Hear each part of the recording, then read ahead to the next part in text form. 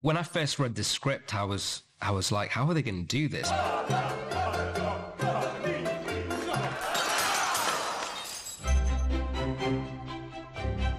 On a period show, the costume and the production design and the hair and makeup become a huge part of the show.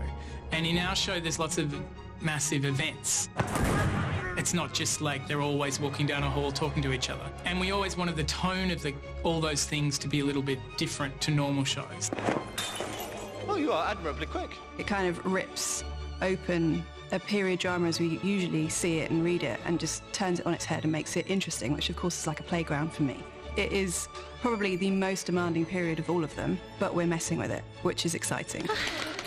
In terms of collaboration, Emma Fryer and myself work really closely together on every character, together with Francesca, our production designer, and the three of us, we just have a great time. It's been great because they are all very, very different characters.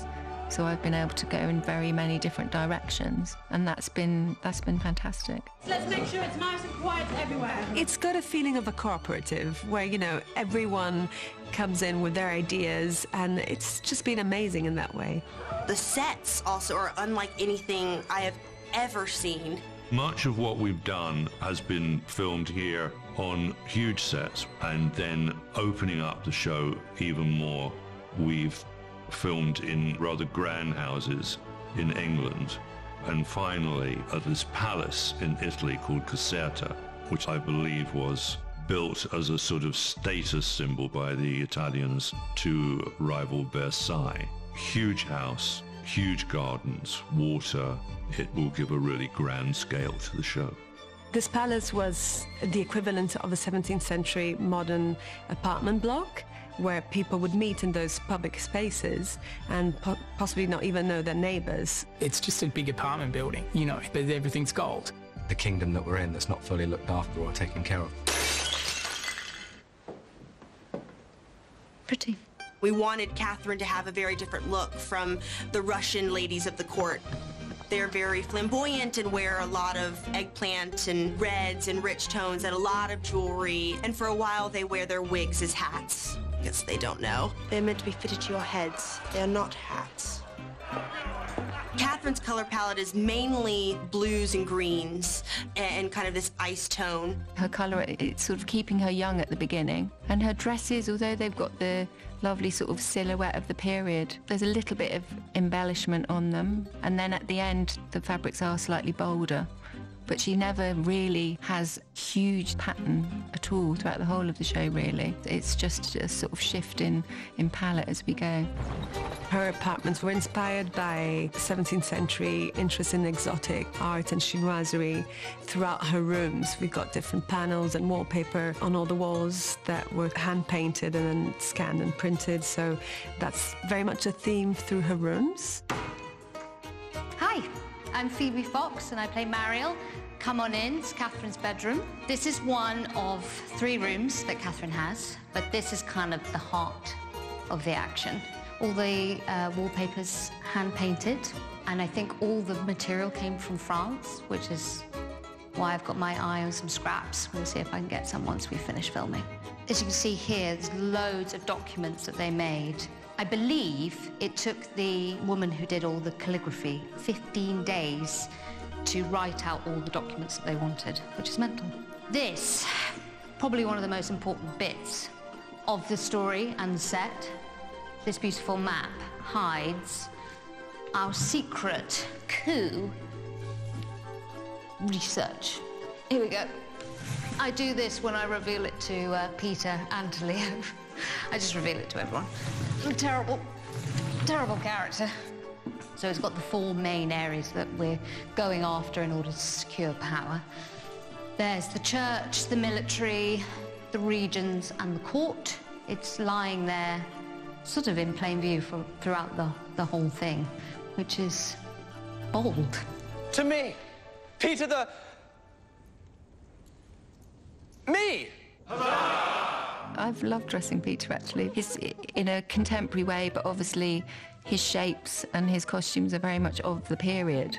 but twisting it on its head in terms of choosing more modern fabrics. There was one episode when he wears a skirt, which is a lot of fun. I think Nick loved wearing. During one episode, Peter decides that he wants to start wearing a skirt, so I got to wear a nice skirt for an episode, which was nice, and do a little dance. Peter's hair and makeup is a combination of a very grungy, pared down, textured hair, which we make sure never looks clean. We never give him a completely shaved, clean look. He's often quite shiny. We just want him to look real. And then when we have his wig on, we have it quite heavily powdered, let it look completely imperfect, and he just takes it off and chucks it across the room half the time. Peter's room is dark and dungy, and it's like the hub of the frat house. He is party boy, he has parties, he breaks things, he burns things. So it was really important to us that when you look at these beautiful 18th century rooms, there are broken chairs, or the curtains are burnt, or there's broken glasses everywhere.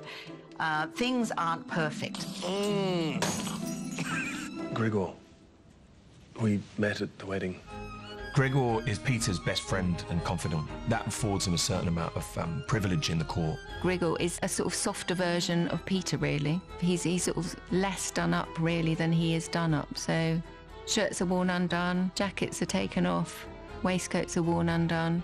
I think probably my favourite costume to wear is when I'm in the full hunting get-up. There are huge, great overcoats and furs, and I'm wearing a big Russian fur hat. It's probably when I feel the most Russian, I reckon. Madame Georgina Dimov. Emperor? Take the Empress to the other ladies and speak of hats. Of course. My character, Georgina, is mistress of Peter and married to his best friend, Grigor Dimov, and kind of the priority is in that order for her. With Georgina, we have a very heavily stylized party look, which is really fun because she is so beautiful. So you can really go for it, and she just carries anything we give her. They're all hand-stitched and take quite a long time to get into, many, many layers. The women are highly corseted. I did want her to look modern within the world of the silhouette that we have, and I've not put a lot of decoration or embellishment on her dresses. She's had a few big bows, which are the only sort of decoration she's had. Theirs was supposed to be like a room that represented the trendy couple of the palace. You know, what is the 17th century version of a loft apartment? In that room, they sort of can live their love, which they can't really manifest when they're around Peter. The whole idea behind this apartment was that the Dimovs are supposed to be like the cool, like hipster couple of the court. And so the basic premise for this apartment was to be like a kind of Soho, like New York, Shoreditch, London hipster apartment, hence... But in the 18th century Russia. Exactly. These are our little designs for our estate in the countryside that we never really get to go to. This is our bed that we try to relax in, sometimes interrupted by a certain Peter. You're up. Good. He has a habit of showing up as and when he pleases. It's his palace, he can go where he wants. These are our portraits. This is mine. Yeah, we had a great London-based artist called Jason Line who came and did these portraits. One over here, Gwilym's. Yours is really good. Yours is really sort of like, you look like a lion. Well, lovely. That's what I was going for. We've got a live fire as well, which provides a bit of light in the room. And there's a scene in which Gwilym has to smash the place up, which you were very good at.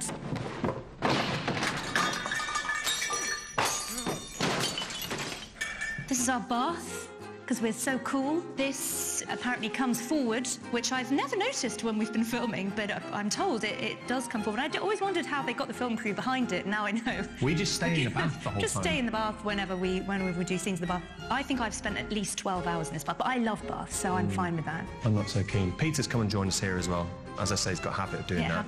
Thank you for the diamond. I've stared at it all day. This is the green marbled corridor. It's often not quite as clean as you see it today. This court is very debauched and deranged. There's often mess on the floor, food been thrown around, glasses smashed, servants scurrying around, big bearded guards looking angrily about. Everything has been handmade, hand-painted. I heard that apparently at one stage during the painting of this corridor that the UK ran out of gold leaf. We had to stop painting so that we could import some more. These beautiful doors here are based on a design of the doors that are in the Palace at Naples. This is the salon party room. We've had lots of really big party sequences in this. We've had fantastic dance scenes. We've had a science party scene in here involving shooting frogs out of an enormous gun. Not real frogs, I should add. No frogs were hurt in the filming of that sequence. We've had a big banquet involving some Swedish severed heads. We were asked to poke the eyeballs out, so that was an interesting demand for the props department, that the eyeballs should come out. This beautiful room was inspired by the Romanovs' summer palace at Sarcosello, in which I'm told there are many, many beautiful paintings. And so behind these curtains, and what you will normally see when you see this room, are all of these amazing recreation paintings.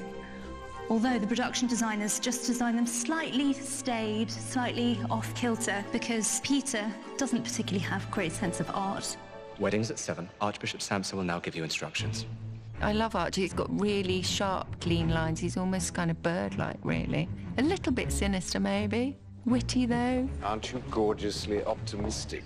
It's clerical robes, but it's been made to be very slim-fitting on him. The sleeves are very tight, and the lines are very, very sort of clean on him. It gives him a very sort of particular silhouette, which really does match his character, actually.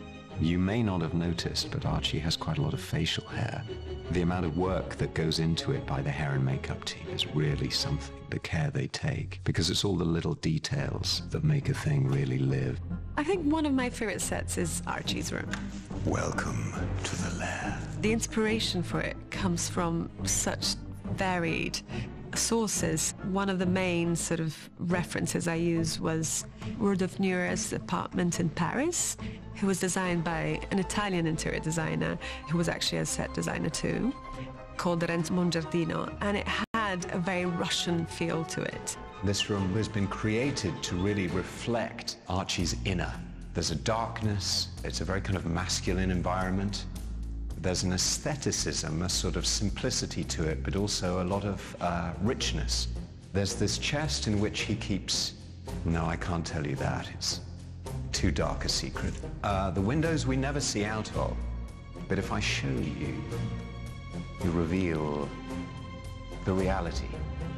So we don't want to see that. This particular piece of furniture I love. It's a sort of cabinet of secrets. And again, I can't possibly tell you what's kept in those drawers, but I'll leave it to your imagination.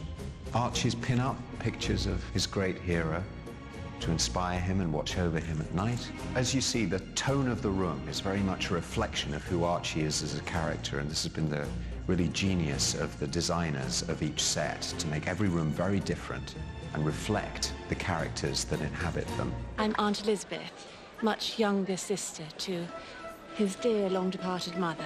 Aunt Elizabeth, she's been great fun because she can be anything and everything. She's gone into breeches and a coat. There's been birds in her hair, Lou and I, butterflies in her hair. I find it really helpful character-wise to have a chat about what the hair's going to look like. And there are scenes when we take off this wig and I have my hair underneath, which is my hair, but it's also a wig or like half a wig. So even when you take off a wig, there's another one underneath. Aunt Elizabeth is a good example of someone we did quite heavy development with because she is supposed to be bohemian, she's completely different. She's like playing away from the rules and she does her own thing. Problem? I'm training them. The butterflies? What if I could get them to align and fly in forms of my own choosing? How wonderful that would be.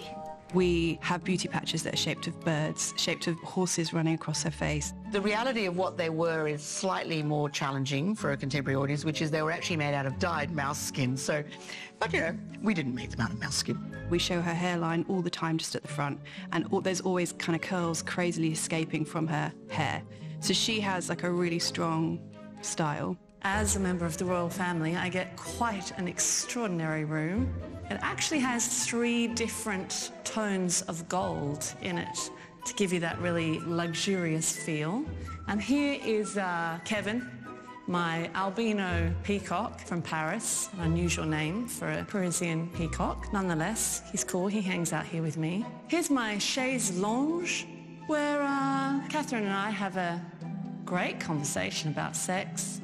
Not at all awkward, not for Aunt Elizabeth. I'm glad we sorted that. When you're a royal, you get a salon and a bedroom. That's great. Here is my beautiful artwork. Images of just, you know, casual sexual encounter with a mermaid. Why not? 3 people, bit of acrobatics. Is it physically possible? I thought not. But as long as you have someone to brace you, that one is excellent. This one here, if you're getting a bit bored in your sex life, why not get an octopus involved? There's a wealth of knowledge that can be gained from hanging out in my bedroom. Big one. Anyway, I have to go. Have a good time. Huzzah!